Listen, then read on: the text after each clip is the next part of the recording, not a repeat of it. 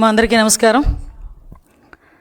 ఈరోజు అంటే ఒక ప్రజాప్రతినిధిగా ఎన్నిక కాబడిన తర్వాత ఎవరైనా మామూలుగా మాట్లాడాలనుకుంటే అసెంబ్లీకి వచ్చి మాట్లాడతారు. కానీ జనాల్లోకి రావడానికి భయపడే వ్యక్తి, జనాలను ఎదుర్కోలేని వ్యక్తి, అంటే ఆ టైప్ ఆఫ్ రోగానికి ఏం పేరు పెట్టాలా అని ఇందాకే మేము గూగుల్ కూడా చేసాం. కానీ గూగుల్ కూడా చెప్పలేకపోతుంది ఆ రోగం ఏంటో. అలాంటి రోగం కలిగిన వ్యక్తి జగన్మోహన్ రెడ్డి.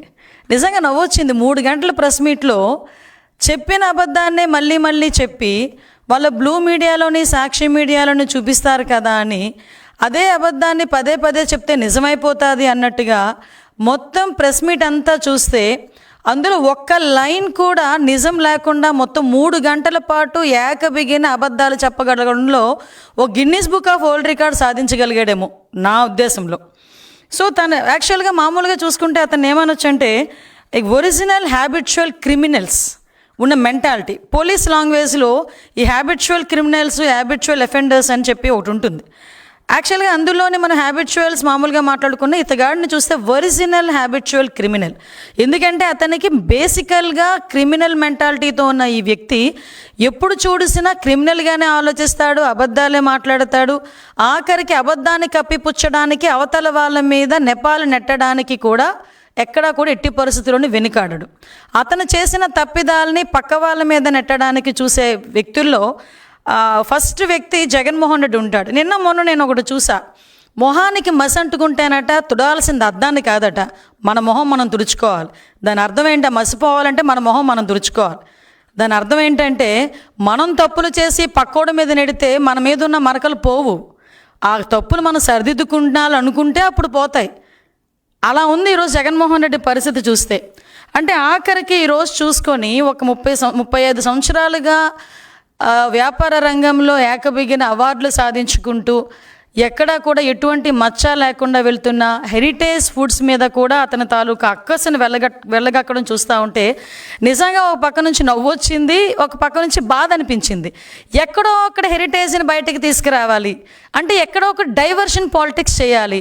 ఇప్పుడు మొత్తం ఆంధ్రప్రదేశ్లోనే కాదు భారతదేశంలో వెంకటేశ్వర స్వామి భక్తులందరూ కూడా ఈరోజు ఆ కల్తీ జరిగింది, మహాపాపం జరిగింది అని గురించి మాట్లాడుకుంటా ఉంటే దీని అంతటినీ సైడ్ చేసి ఎక్కడో ఇప్పుడు సంబంధించిన కొన్ని కంపెనీస్ని తీసుకొచ్చి అదేవిధంగా హెరిటేజ్ కంపెనీ మీద వీటి మీద ఏదో రకంగా బురద చల్లాలి అని చెప్పి ఒక రకంగా మాట్లాడే పరిస్థితి కనిపిస్తూ ఉంటే, ఇందాపూర్ డైరీ గురించి మాట్లాడే పరిస్థితి కనిపిస్తూ ఉంటే నిజంగా బాధ అనిపిస్తుంది. ఇందాక ప్రెస్ మీట్ పెడుతూ నా దగ్గర చాలా ఆధారాలు ఉన్నాయి, ఇన్ని పేపర్స్ తీసుకొచ్చాడబ్బా.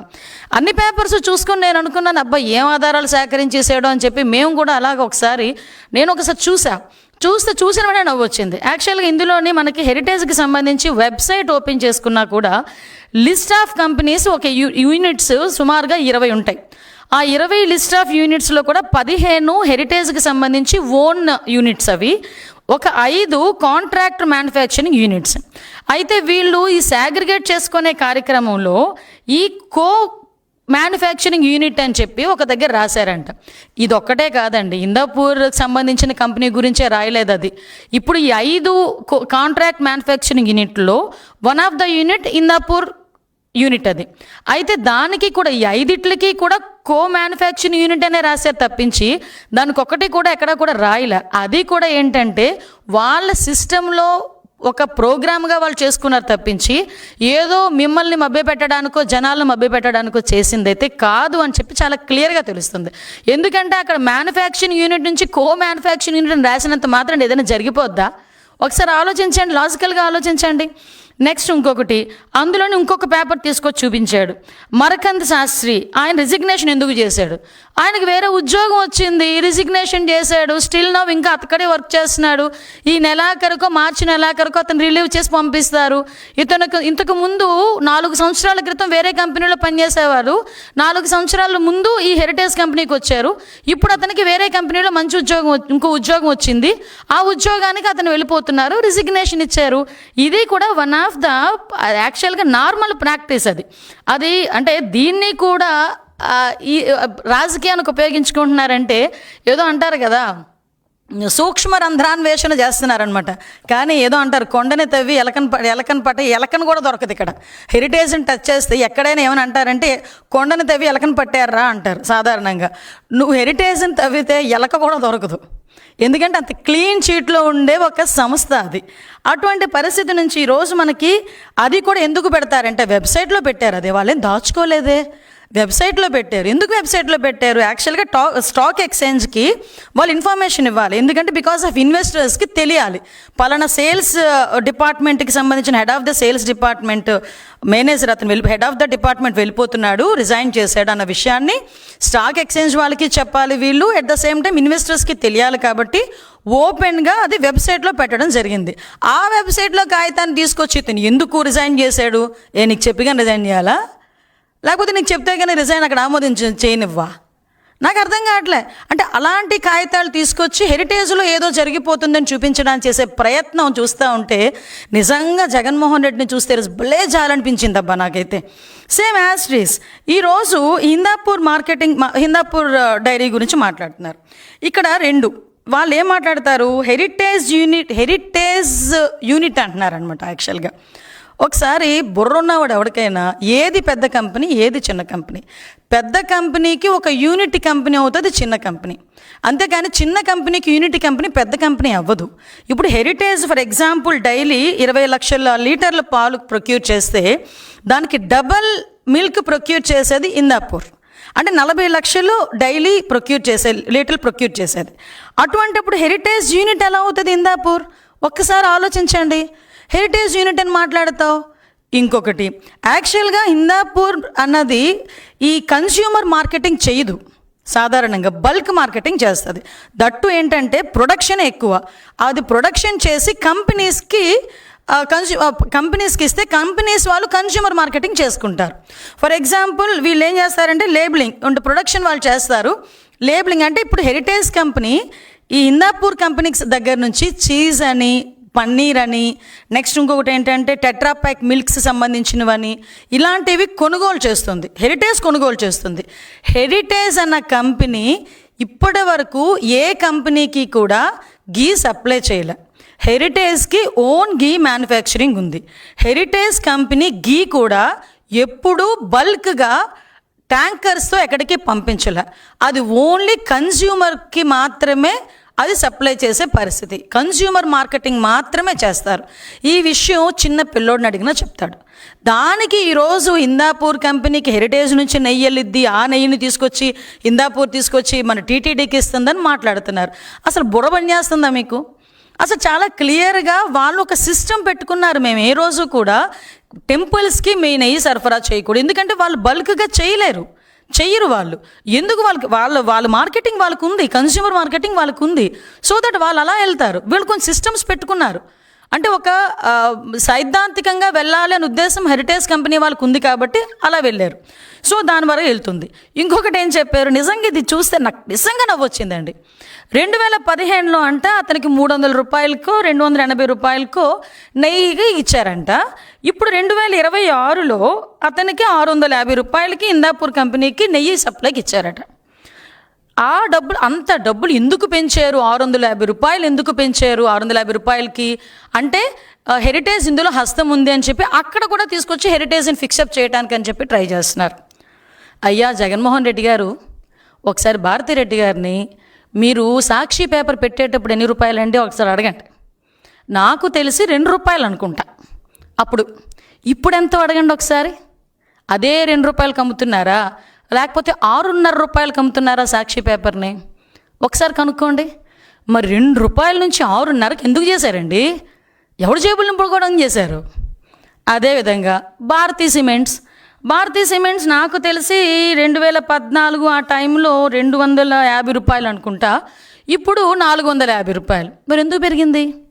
అంటే 2015లో పాల ప్యాకెట్ ధర 19 రూపాయలు ఉంటే 2026కి పాల ప్యాకెట్ ధర 40 రూపాయలు. అబ్బా, పాల ప్యాకెట్ ధర పెరిగితే ఆటోమేటిక్గా నెయ్యి ధర పెరిగిద్ది కదా. ఆఫ్కోర్స్ నీకు ఎలా తెలుస్తుందిలే, పాలే లేకుండా నెయ్యి తీసేటంత టెక్నాలజీ నీకు సాక్షి టీవీలోని లేకపోతే నీ తాడేపల్లి ఇంట్లోనే ఉంది కదా, ఆటోమేటిక్గా నీకు తెలియకపోవచ్చు. తెలుసుకో నాయన, విషయం ఏంటంటే అప్పటికి ఇప్పుడు రేట్లు పెరిగినాయి, పాల ధర పెరిగింది. ఫర్ ఎగ్జాంపుల్ నందిని ఉంది, నందిని డైరీ వాళ్ళకి 700 రూపాయలకి ఇస్తున్నారు. ఎందుకో తెలుసా? కర్ణాటకలో పాల ధర ఇంకా ఎక్కువ కాబట్టి అక్కడ ఎక్కువ కాబట్టి 700 రూపాయలకి సప్లైకి ఇచ్చింది ఇదే టీటీడీ. మరి దాని గురించి ఎందుకు మాట్లాడట్లా అంటే విషయం ఏంటంటే ఇప్పుడు ఇంకొకటి ఇందాపూర్ కంపెనీకి సంబంధించి మీరు చెక్ చేసుకుంటే సుమారుగా నందిని డైరీకి 40 లక్షల లీటర్లకు సంబంధించి గీ సప్లై ఆర్డర్ ఉంటే ఇందాపూర్కి 5 lakhs. నిజంగా హెరిటేజే ఇన్వాల్వ్ అయ్యింది అనుకుంటే ఆ 50 లక్షలు హెరిటేజ్ ఇందాపూర్ తీసుకోలేదా? ఆ చిన్న చిన్న లాజిక్స్ ఎందుకు మిస్ అవుతున్నావు అబ్బా? అదొకటి. నెక్స్ట్ ఇంకొకటి మనం మాట్లాడుకుంటే ఇట్టి పరిస్థితుల్లో ఇందాక కూడా చెప్పాను, ఇందాపూర్ అనే దగ్గర ఈరోజు వరకు హెరిటేజ్ కంపెనీ ఏది సప్లై చేయలేదు. ఒకటి, ఇందాపూర్ కంపెనీ దగ్గర నుంచి హెరిటేజ్ కొనుక్కున్నది తప్పించి అది కూడా ఏంటి చీజ్ ఇవి కొనుక్కున్నారు. ఎంత దౌర్భాగ్యం అంటే ఇందాక ఆ బొత్స సత్యనారాయణ గారు ఎల్ఓపి కౌన్సిల్ ఎల్ఓపి ఆయన చీజ్ ప్యాకెట్ చూపించి నెయ్యి ప్యాకెట్ అంటాడు ఆయన. అంటే చీజ్కి గీకి కూడా తేడా తెలియకుండా ఉండే పరిస్థితి. అంటే నేను అనుకున్నాను ఏదో అంటారు కదా 6 నెలలు సహవాసం చేస్తే వాళ్ళు వీళ్ళు అవుతారంట. పాపం బొత్స సత్యనారాయణ గారు యాక్చువల్గా చాలా తెలివైన పొలిటీషియన్. జగన్మోహన్ రెడ్డి హయాం దగ్గరికి వచ్చేసరికి ఆయన కూడా ఈయనలాగే తయారయ్యాడు. సారీ పెద్ద ఆయన, నేను అంతకుమించి ఎక్కువ మాట్లాడకూడదు కానీ నేను చెప్పాలి. ఎందుకంటే ఒక తప్పుడు ప్రచారాలు ఎవడు చదువుతాడులే అని. కానీ మీడియా అలా ఉండదు కదా, చీజ్ ప్యాకెట్ చూపించి గీ ప్యాకెట్ అంటాడు ఆయన. అంటే ఇంత దారుణంగా వీళ్ళు అబద్ధాలు ఆడేసి తిరిగి మనకి మాట్లాడే పరిస్థితి కనిపిస్తూ ఉంది. ఇంకా విషయంకి వస్తే బోలేబాబా, అది కూడా నిజంగా నాకు భలే నవ్వొచ్చిందబ్బా బోలేబాబా కంపెనీ గురించి మాట్లాడుతూ ఉంటే. బోలేబాబా కంపెనీస్ అన్నవి 2 కంపెనీస్, అవి వేరు కంపెనీలు. ఒకటి బోలేబాబా ఫుడ్ ఇండస్ట్రీస్, ఇంకొకటి బోలేబాబా ఆర్గానిక్ మిల్క్ లిమిటెడ్. ఇందాక చాలా ఎటకారంగా హెరిటేజ్ ఇక్కడ అదే కదా, విజయవాడలో అదే కదా, వైజాగ్లో హెరిటేజ్ అదే కదా, దాన్ని మారిద్దా అంటాడు. ఏదైనా అంటే ప్రాపర్ వేలో ఒక కంపెనీ పెట్టి వ్యాపారం చేస్తే తెలిసిద్ది. అంతే తప్పించి సూట్ కేస్ కంపెనీలు అలాగే డొల్ల కంపెనీలు పెడితే ఎలాగే ఏడ్చిద్ది నాలెడ్జ్. నేను ఎందుకంటే చెప్తున్నా, ఇక్కడ బోలేబాబా మిల్క్ ఫుడ్ ఇండస్ట్రీస్ అన్నది ఒకటి, అది ధోల్పూర్. అంటే ఇక్కడ విషయం ఏంటంటే అది Bhole Baba organic milk limited. Bhole Baba organic milk limited అన్నది మాత్రమే టీటీడీకి గీ సరఫరా చేసింది. అదే ఈరోజు సిబిఐ మన ఛార్జ్ షీట్లో కూడా వన్ ఆఫ్ ద అక్యూజ్డ్ కింద ఈరోజు ఆ స్కామ్లో ఉన్నట్టుగా ఉంది. కానీ ఈ బోలేబాబా మిల్క్ ఫుడ్ ఇండస్ట్రీస్ ఏదైతే ఉందో అది ఏ రోజు కూడా గీ అన్నది టీటీడీకి సప్లై చేయలేదు. అది ఫస్ట్. సెకండ్ ఇష్యూ, ఈ బోలేబాబా మిల్క్ ఫుడ్ ఇండస్ట్రీస్ ఏదైతే సప్లై చేయలేదో ఆ కంపెనీ 2004లో స్థాపించబడింది. ఏదైతే బోలేబాబా ఆర్గానిక్ మిల్క్ లిమిటెడ్ అని స్కామ్లో ఉందో అది 2020లో స్థాపించింది. ఇంకోటి మీరు అన్నారు అన్నీ ఒకటే కదా అని. అయ్యా, ఇప్పుడు హెరిటేజ్ కంపెనీ ఉంది, దానికి సీఈఓ ఉంటారు, 6-7 డైరెక్టర్లు ఉంటారు, వాళ్ళకు ఒక మొత్తం అంతా ఎలా చేయాలి ఏం చేయాలని చెప్పేసి ఒక టిన్ నెంబర్ ఉంటుంది, ఒక డిన్ నెంబర్ ఉంటుంది, ఇవన్నీ ఉంటాయి. కాబట్టి హెరిటేజ్ అన్నది ఏ మూలకెళ్ళినా హెరిటేజే. ఎందుకంటే టిన్ నెంబరు ఈ సీఈఓలు డైరెక్టర్లు అందరూ ఒకటే కాబట్టి. కానీ ఇక్కడ బోలేబాబా మిల్క్ ఫుడ్ ఇండస్ట్రీస్కి బోలేబాబా ఆర్గానిక్ లిమిటెడ్కి ఎంత తేడా ఉందంటే, బోలేబాబా మిల్క్ ఫుడ్ ఇండస్ట్రీస్ వాళ్ళు అగర్వాల్స్. ఇక్కడ బోలేబాబా ఆర్గానిక్ మిల్క్ లిమిటెడ్ అంటే ఎవరైతే స్కామ్లో ఉన్నారో వాళ్ళు జైన్స్. ఆ జైన్స్ పేరుతోనే ఛార్జ్ షీట్లో కూడా వాళ్ళ మీద అక్యూజ్డ్ రాసి ఉంది, ఒకసారి చూడండి. ఇంకొకటి ఏంటంటే ఎన్ఐసి మనకి సిఐఎన్ కార్పొరేట్ ఐడెంటిఫికేషన్ నెంబర్ ఒకటి ఉంటుంది.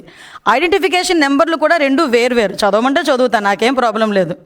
అదేవిధంగా ఎన్ఐసి కోడ్ కూడా అంటే ఏదైతే సప్లై చేయలేదో బోలేబాబా మిల్క్ ఫుడ్ ఇండస్ట్రీస్ది 4520 4520. అదే బోలేబాబా ఆర్గానిక్ లిమిటెడ్ ఏదైతే ఉందో స్కామ్లో ఉన్న కంపెనీకి 10610, అది రిజిస్ట్రేషన్ నెంబర్స్.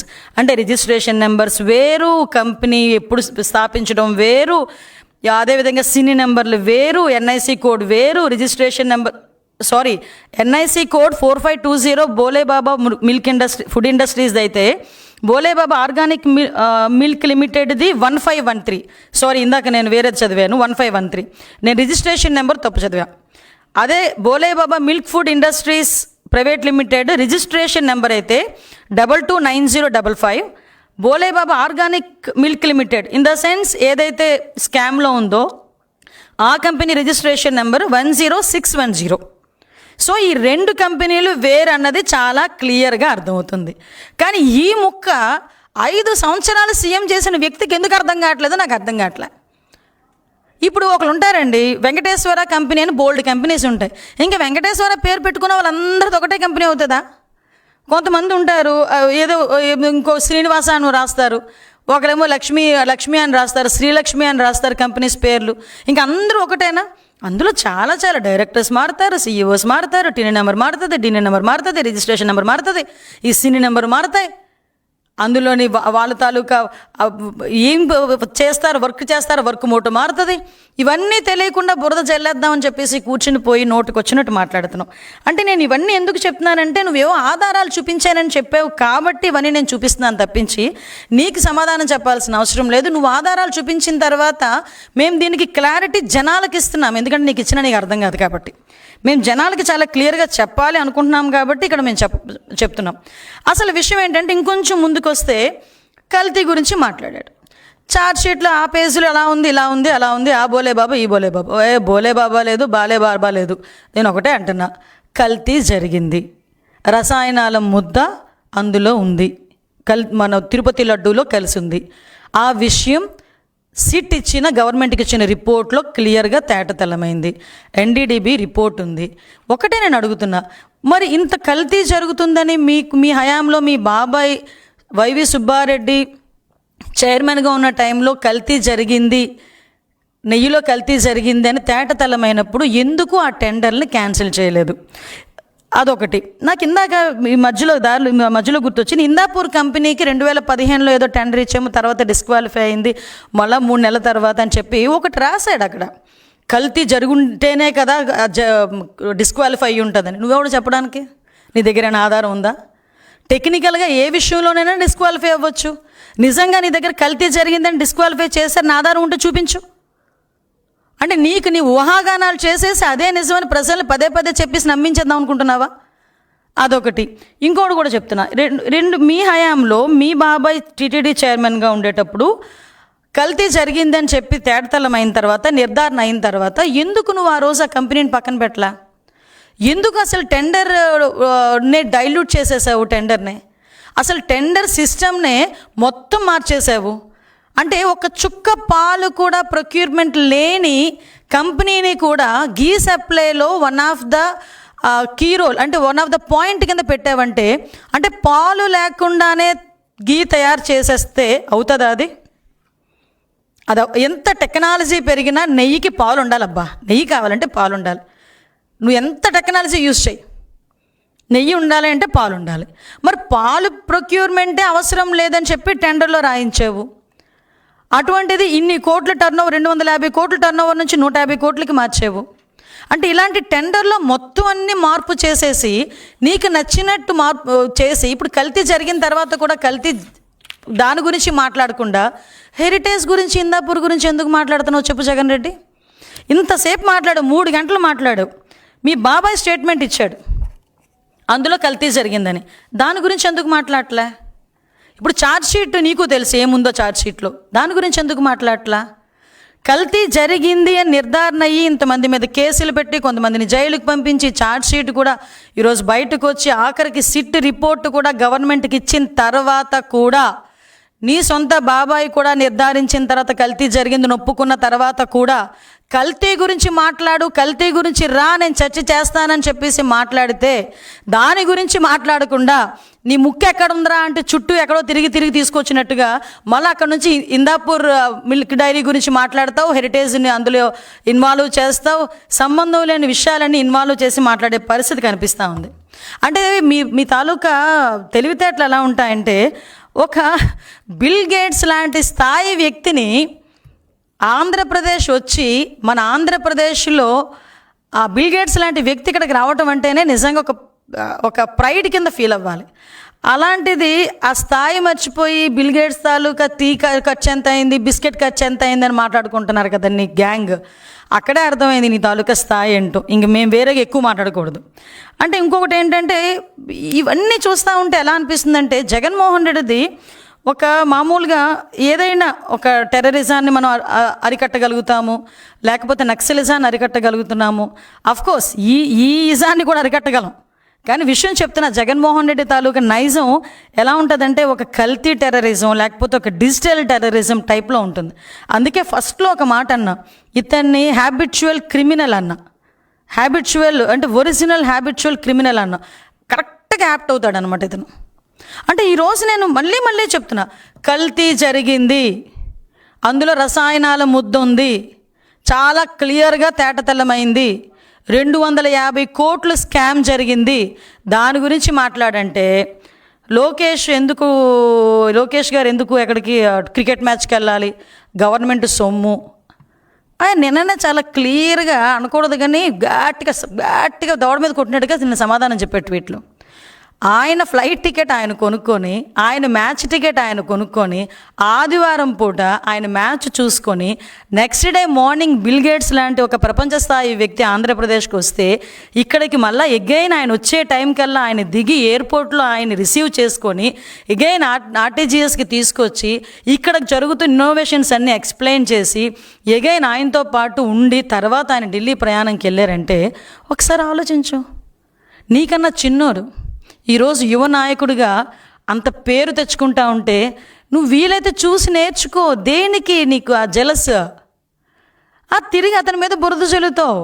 నీకులాగా గవర్నమెంట్ ఇప్పుడు కల్తీ మద్యం అమ్మేసి ఆ డబ్బులు తీసుకెళ్ళి రోజువారీ టార్గెట్లు పెట్టి కల్తీ సొమ్ము, కల్తీ మద్యం, అదేవిధంగా శాండ్కి వీటికి డైలీ పెట్టి ఇంట్లోకి తీసుకెళ్ళి డబ్బులు తీసుకోలే ఎప్పుడు కూడా నీకులా.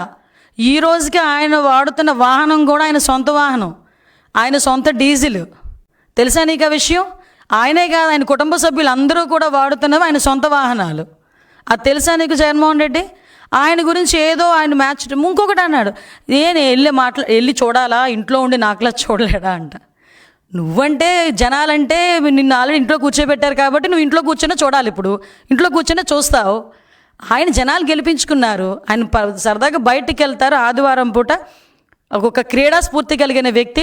అటువంటి క్రీడా స్ఫూర్తి ఉంది కాబట్టే ఈరోజు ఉమెన్ క్రికెటర్స్ ప్రపంచ స్థాయిలో వరల్డ్ కప్ సాధిస్తే వాళ్ళని తీసుకొని ఇంటికి తీసుకొచ్చి ఈరోజు ఎప్పుడూ లేని విధంగా వాళ్ళని సత్కరించుకున్నాం.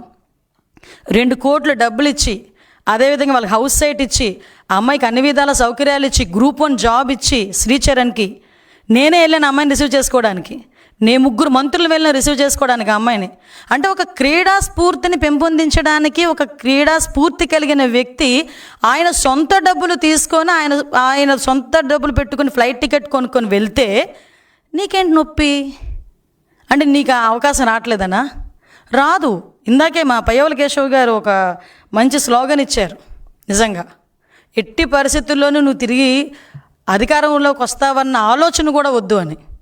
అది క్లియర్. అది కాబట్టి ఒకటే కోరుకుంటున్నా, ఈ కల్తీ లడ్డు ఏదైతే ఉందో, అంటే ఒక రసాయనాల ముద్ద తిరుపతి లడ్డు ఏదైతే నువ్వు నీ హయాంలో తయారు చేసావో దాని మీద చర్చించడానికి, ఇదిగో ఇప్పుడు నువ్వు చూపించిన వాటి మీద క్లియర్గా నేను చెప్పా, వీటి మీద చర్చించడానికి మేము ఎప్పుడు కూడా సిద్ధంగానే ఉన్నాం. మేమేదో అసెంబ్లీలో కౌన్సిల్లో మేమేదో అడ్డుకుంటున్నామని మాట్లాడుతున్నామేమో. ఆధారాలు లేక మీ వాళ్ళకి మాట్లాడే అవకాశం, మీ చైర్మన్ అక్కడ కూర్చొని మేము అవకాశం ఇవ్వడం ఏంటండి? నిజంగా బుర్ర ఉండాలి. మీ చైర్మనే కదా అక్కడ. అంటే నా ఉద్దేశం ఏంటంటే, ఇందాకే మాట చెప్పాను, అంటే తప్పు చేసేసి పక్కన వాళ్ళ మీద నెట్టేయడం. అంటే నేను ఒక మాట అన్నా, తనకంటుకున్న బురదని 10 మందికి అంటించాలని కొన్ని జంతువులు ప్రయత్నం చేస్తూ ఉంటాయి. అలాగే యాస్ట్రీస్ జగన్మోహన్ రెడ్డి గారు కూడా అదే పని చేస్తున్నారు. ప్రజలు నమ్మే పరిస్థితిలో లేరు. ఈరోజు కల్తీ లడ్డు ఏదైతే ఉందో, వ్యవహారం ఏదైతే ఉందో చర్చించడానికి మేము రెడీ. కౌన్సిల్లోని రమ్మనండి, ఏదైనా మేము మాట్లాడతాం.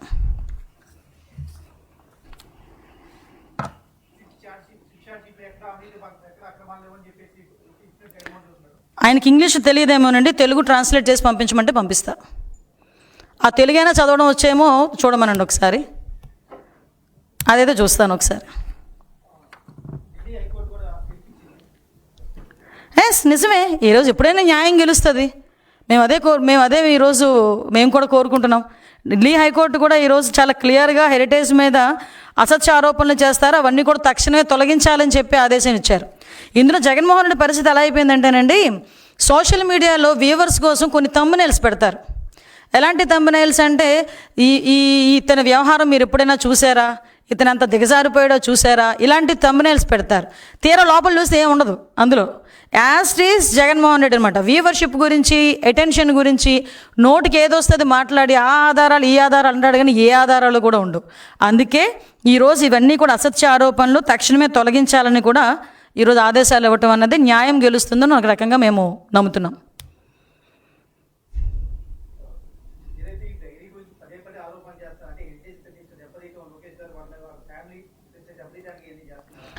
ఒకటేంటంటే ఇందులో 2 యాంగిల్స్ మనం చూడాలండి. ఒకటి, కల్తీ లడ్డు విషయాన్ని డైవర్ట్ చేయాలి అన్నది ఒకటి.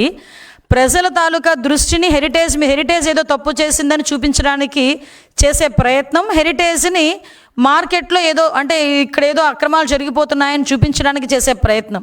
చాలా క్లియర్గా, క్లారిటీగా హెరిటేజ్ సంస్థ గురించి అందరికీ కూడా తెలుసు. దానికి సంబంధించి క్లియర్గా మీ అందరికీ కూడా ఇన్ఫర్మేషన్ ఇవ్వడం కూడా జరిగింది. ఒకటి, ఇప్పుడు న్యాయబద్ధంగా, పారదర్శకంగా, నీతిగా, నిజాయితీగా హెరిటేజ్ కంపెనీని నడిపిస్తున్న వాళ్ళు ఏ రోజు కూడా వాళ్ళ మీద పడే తప్పుడు ఆరోపణలకు భయపడే ప్రసక్తే లేదు. వాళ్ళు చాలా క్లియర్గా, ట్రాన్స్పరెంట్గా ఉన్నారు. వాళ్ళు క్లీన్ చిట్తో ఉన్నారు.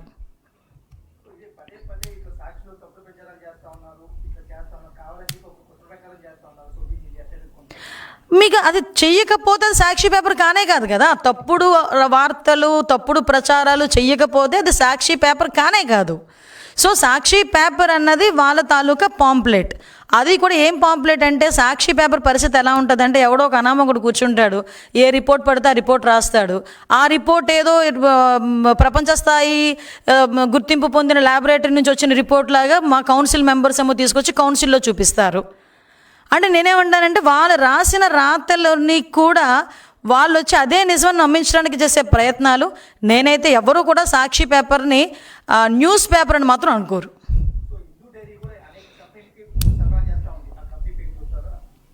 యాక్చువల్గా మ్యాక్సిమం బ్రిటానియా దగ్గర నుంచినండి చాలా కంపెనీలకి సరఫరా చేసే పరిస్థితి ఉంది. హిందాపూర్ కంపెనీ మెయిన్ ఏంటంటే కొన్ని బిస్కెట్ కంపెనీస్కి కూడా అది కూడా సరఫరా చేసే పరిస్థితి ఉంది. చాలా కంపెనీస్కి సరఫరా చేస్తున్నారు వాళ్ళు. 1-2 కాదు, చాలా బిస్కెట్ కంపెనీస్కి, చాక్లెట్ కంపెనీస్కి, చాలా వాటికి సరఫరా చేస్తున్నారు.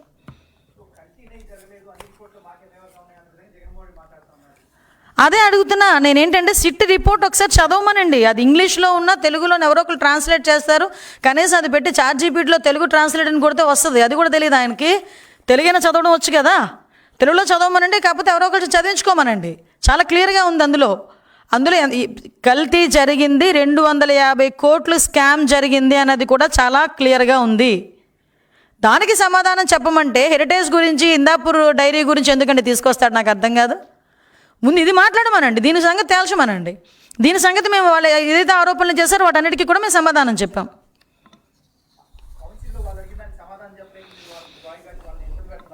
కాదండి, కౌన్సిల్ చైర్మన్ ఏ పార్టీకి సంబంధించిన వ్యక్తి అండి? అంటే కౌన్సిల్ చైర్మన్ గారు పార్టీల గురించి నేను మాట్లాడకూడదు, కానీ ఒకసారి ఆలోచించండి. ఈరోజు నేను చెప్పాను, నేను చర్చకు సిద్ధం, ప్రభుత్వం ప్రజాహితం గురించి ఎలాంటి చర్చకైనా సిద్ధం అని నేను చెప్పాను నిన్న.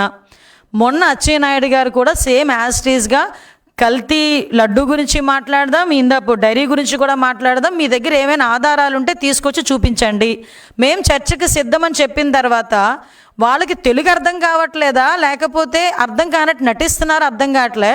కౌన్సిల్లోనేమో ఇష్టానుసారంగా గొడవ చేస్తారు, బయటికి వెళ్ళి వాళ్ళు చర్చకి రామంటున్నారని చెప్పి మాట్లాడతారు. 3 రోజులుగా మేము చర్చకి సిద్ధమని మేము చెప్తున్నాం నెత్తినోరు బాదుకుంటూ. అయినా వాళ్ళు రాకుండా బయటకు వచ్చి వాళ్ళు చర్చకి రావట్లేదు అంటే ఏంటి అర్థం దాంది?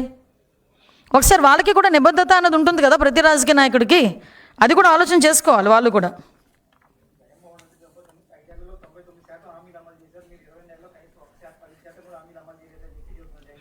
కాదండి, ఒకటంటే నాకు అదే ఒక్కొక్కసారి ఆయన లెక్కలు ఎవరు వేసి చూపిస్తున్నారో, ఎవరు మాట్లాడుతున్నారో, స్క్రిప్ట్ ఎవరు రాస్తున్నారో నాకు అర్థం కావట్లేదు. కానీ కొంచెం వాస్తవాలకి దగ్గరగా మాట్లాడితే ప్రజలు నమ్ముతారు. ఈరోజు తల్లికి వందనం తీసుకుంటున్న తల్లుల దగ్గరికి వెళ్ళి అడగమనండి, తల్లికి వందనం వస్తుందా లేదా. దీపం పథకంలో సిలిండర్లు తీసుకుంటున్న గృహిణుల దగ్గరికి వెళ్ళి అడగమనండి. ఈరోజు ఈ డిఎస్సిలోని 16,000 డిఎస్సి పోస్టులు తీసిన టీచర్లని అడగమనండి. 5,700 కానిస్టేబుల్ దగ్గరికి వెళ్ళి ట్రైనింగ్ అవుతున్న వాళ్ళని వెళ్ళి అడగమనండి. గవర్నమెంట్ ఎలా ఉందో చెప్తుంది. సుమారుగా 63 లక్షల మందికి ఈరోజు మేము పెన్షన్ ఇస్తూ ఉంటే ఎంత అడ్డగోలుగా మాట్లాడారండి. ఈరోజు 4,000 రూపాయల పెన్షన్, దేశంలోనే అత్యధిక పెన్షన్ ఇస్తున్న ఏకైక రాష్ట్రం ఏదైనా ఉందంటే అది ఆంధ్రప్రదేశ్. ఆంధ్రప్రదేశ్ రాష్ట్రంలో పెన్షన్ అన్నది ఒక భరోసాగా ఇవ్వాలని ప్రతీ నెల గౌరవ ముఖ్యమంత్రి గారు 1వ తారీఖు కల్లా వాళ్ళకు ఉదయానికి ఇవ్వాలి. ఒకవేళ 1వ తారీఖు కనుక ఆదివారం వస్తే ముందు రోజు 30 కానీ 31 కానీ ఇవ్వాలి అని చెప్పి ఒక ప్రపోజల్ పెట్టుకొని దాని పరంగా ఉదయాన్నే తీసుకెళ్ళి ప్రతి అవ్వకి తాతకి కూడా భరోసాగా తీసుకెళ్ళి ఇస్తూ ఉంటే దాని మీద కూడా విమర్శలు చేస్తున్నారంటేనే మీకు అర్థమవుతుంది కదా అతని తాలూకా మెంటల్ స్టేటస్ ఎలా ఉందో. ఇలా చెప్పుకుంటూ పోతే చాలా ఉన్నాయి. అన్నదాత సుఖీభావ తీసుకుని రైతులను అడగండి, అన్నీ ఉన్నాయి. దానికి కూడా ఈరోజు అతను చేస్తున్న అబద్ధాలు, అతను మాట్లాడుతున్న మాటలు చూస్తూ ఉంటే అందుకే అంటున్నాను ఇందాక 3 గంటలు చేస్తే కరెక్ట్గా అతను అబద్ధం ఆడకుండా ఒకటైనా చెప్పాడంటే ఒకటి కూడా చెప్పలే.